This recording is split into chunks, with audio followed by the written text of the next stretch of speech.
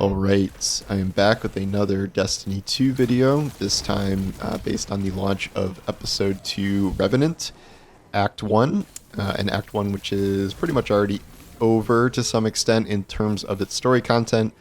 Bungie did the thing where they listened to a number of fans, not me, where they decided to stack all of the story content in the first week, really the first day of the launch of each act. So what that means is you can play through all the missions, all the story content, I would say within about 90 minutes, 2 hours, and then you are going to essentially be on a story break at least for the next 6 weeks, because it'll be 6 weeks from today that Act 2 launches, and you can do that again. In terms of storytelling, this has gone about how I thought it would, where it feels very weird to just sort of blow through this, and it's even shorter than it would normally be because they've cut a lot of the fat out, which in this format I think is good. But you can tell how for the next 3 weeks, if it was staggered, you would have been like doing the new Onslaught at least once a week or in things like that. But here they're not going to do that because that's silly. So they have an intro quest, they have do an Onslaught run, and they have an outro quest with some busy work in the middle, but also a kind of goofy scenario where, you know, normally we have the talk to all the people things, and that's kind of annoying at baseline, but you have to do like 12 different conversations over the course of this, you know, jam-packed story event here. I would not say things move along terribly quickly. This all sort of culminates in Crow facing down Fickrell, who understands very quickly that this is not Uldren, and he's mad at him and wants to find the real Uldren, which of course does not exist. Fickrell is now making Scorn out of live Fallen. He's sort of corrupting them with the echo that he has on his big stick.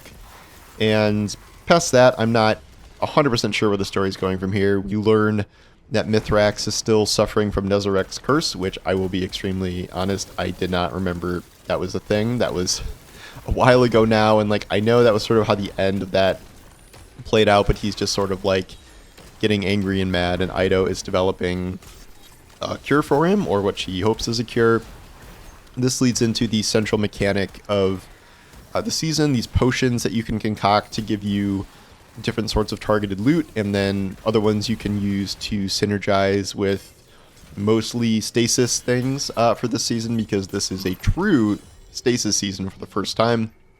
I believe they were waiting to do this until they finally made stasis free, which they did recently, detached from Beyond Light, so now everyone can use stasis, and as such it's okay to do a season that's like 80% stasis focus, which I think is cool.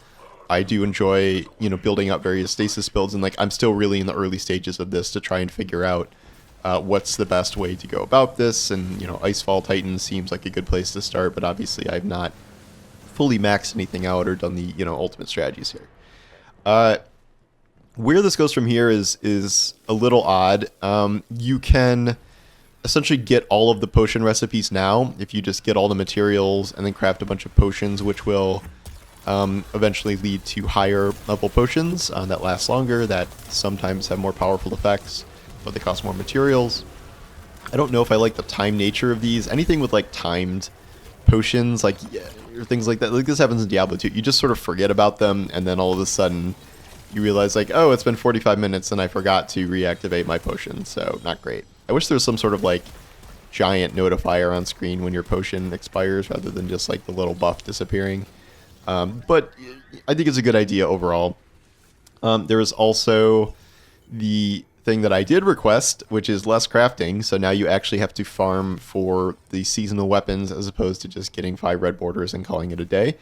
I think this is healthy for the game, but we are now kind of moving into a situation that exemplifies where we will be going in Frontiers, where Bungie has said that they are focusing specifically on the ritual nature of the game. So like the story stuff is going to be mostly contained, I think, between the 2 larger expansions, and then these 4 major updates are more about adding some new activities, recycling old activities, and putting them, you know, in specific playlists that are like the things that you're supposed to run during that update with like bonuses to them and stuff like that. That's sort of what we're doing now here, where there are a number of new weapons to chase. They have reprised Garden of Salvation weapons. This is the last raid that needs reprised weapons, I think, unless I'm mistaken. And, you know, farming for the seasonal weapons. They brought back things like Bygones and Chroma Rush, so there's, you know, paths to get those. So it's just sort of a big weapon farm over a slew of activities. For Act 1 here, it's literally just Onslaught, the new Onslaught that they did with the Scorn, which has some cool upgrades like stasis trip mines and turrets you can sit in, and it does have new maps and stuff. So I do appreciate that aspect of it, and I've always liked Onslaught, and I think continued investment in Onslaught is a good idea. I very much think that that is a good plan for some content. Maybe it being the entire focus of an act is a little bit of a stretch, and then also we know that another bit of content is going to be the Inverted Spire raid coming back, modified in some way, and it's not clear exactly the full scope of activities we're going to get here. So it's Bungie's kind of between a rock and a hard place here, where given the state of the game, given the state of Bungie, there are no really positive win-win situations here for how they distribute content. I thought the 3 weeks on, 3 weeks off thing did not feel great. I think this feels even worse, doing all of the story content in 90 minutes and then having, 6 weeks till we get anything else. Me personally, I am more motivated these days by seeing where the story of Destiny goes from here, as opposed to farming out perfect rolls of another 18 weapons when my vault can't even hold them as is. I think I'm more interested in where things are going with the armor upgrades that come with Frontiers, but I have my favorite weapons. Like, it's a stasis season. I'm going to be mostly using stasis weapons I already have, and I know there's some new ones, but I am finding it hard to stay motivated to do just a bunch of ritual grinding for another pile of weapons. So it feels like I am going to be playing less overall, given how condensed the story stuff is. My solution that is still not great is sort of just going back to the old model, where the first 9 weeks of launch here will have, story progression, and then we'll have a long gap at the tail end here. But that's a place you could launch, the dungeon. I mean, the dungeon's launching this Friday. That is another bit of content that I think is going to be positive for the initial launch here, but in theory you could launch that later. You could do exotic quests, you do holiday events, you can do special weeks like Sword Week, which was fun. So I think there is stuff you could put in the back half of an empty season whilst keeping story cadence coherent. I recognize that this is not a perfect solution for everybody, because a lot of people are tired of time gating, and I have heard some people say that they just like getting all the story stuff out of the way and then can focus on doing whatever they want, whether that is farming things or just moving on to a different game. I do think retention rates are going to be hurt by this, but I know it is a positive for many people, so I don't want to discount other people's opinions. It just, to me, this is the worst option. Doing 90 minutes of story, and then I guess there'll be some story in the dungeon, and then just nothing on that front for a long time, for 6 weeks until the next batch of content.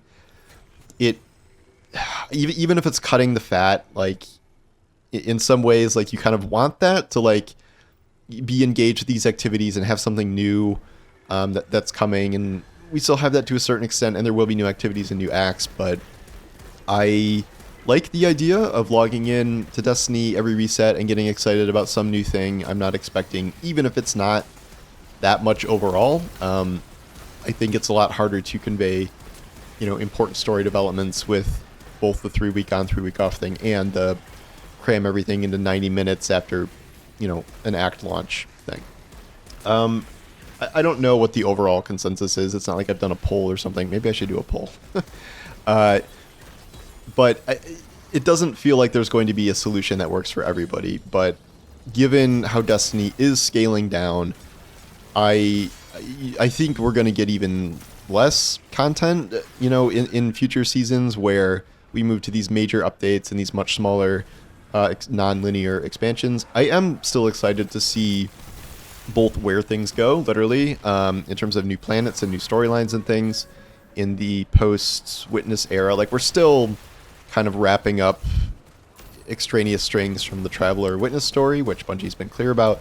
So I am excited to see where the next era goes. It's just going to be scaled back significantly, and I do think we're sort of giving a preview of what that's going to look like here. It also doesn't help that the Diablo expansion just launched on like literally the same 24-hour stretch, so I am definitely more motivated to go and level my Spiritborn and go play that as opposed to play Destiny, but that has a limit because Diablo also has a seasonal model where it's pretty easy to drop off after not that long, after you get your build going and have done most of the things you want to do. So there's, it's 6 weeks. There's plenty of time for me to circle back in Destiny and figure out, what I want to run repeatedly, what actual weapons I may want to farm for. So I'm not like discounting the entire expansion or anything. And I love the theme. I love the vibe. The vampire hunting Scorn idea I think is very cool. I think it's much cooler at baseline than the Vex thing. I think the Vex thing proved you cannot have a coherent Vex storyline, even if you give them, quote, free will and a leader that we can talk to. It didn't really work from a narrative perspective. Here, I think it's too early to tell. Again, not that much happened in the first 90 minutes here. Mithrax is unstable with Nezarex's curse, and Fikrul is pissed at Crow and is corrupting Fallen. And that's sort of the extent of it right now. I don't know what the idea here is other than getting the Echo back from Fikrul, except we didn't even get the Echo back from my Sundaresh, so I don't know if the plan here is to not get any of the Echoes back, and then in the final sequence here, we get all the Echoes back and use them to power the Dreadnought to take us to a new planet. I don't know. I'm just making that up. But also, we just can't really kill Fikrul. We've killed Fikrul like a million times. He's, always going to come back. So I don't know if there is going to be permadeath for Fikrul. If so, I don't really know where the Scorn goes from here. But obviously, it's an enemy class that Bungie doesn't want to just delete. So we may have to just deal with Fikrul for the indefinite future. I do wonder if we leave the system, how like all of these characters are going to come with us. Like, are all the enemy leaders just stowing away in the Dreadnought somewhere where we can't find them? Savathun and it's been so long I don't even remember her sister's name. And Fikrul and like all these people. So we have Aramis. We have Aramis trapped. Oh, I forgot. The best thing that happened was the helm crashed. Oh my god. I have been dying to get rid of the helm for so long. This has like been my crusade of like, I'm so sick of the helm and its 3 wings and all this crap. I really like the new kind of market district they set up. I think that's very cool. I think Ido's Workshop, where you brew potions in the spider tank, is really awesome. And then the helm itself is like this little chunk with failsafe. I haven't been there, but I heard if you look out the window, it's like still space or something, and they just like kind of fucked that up. But anyway, I was very excited to see the helm crash. I thought that was awesome. So a dream come true. Anyway, those are my thoughts. I'll just be playing Onslaught footage here, I guess, as I'm testing out my stasis builds. And yeah, so that's what I think. Let me know what you think in the comments, and we'll have plenty more to say as the act progresses here. Not story progresses, but progresses in other ways. So anyway, thanks for watching, and I'll talk to you soon. Take care.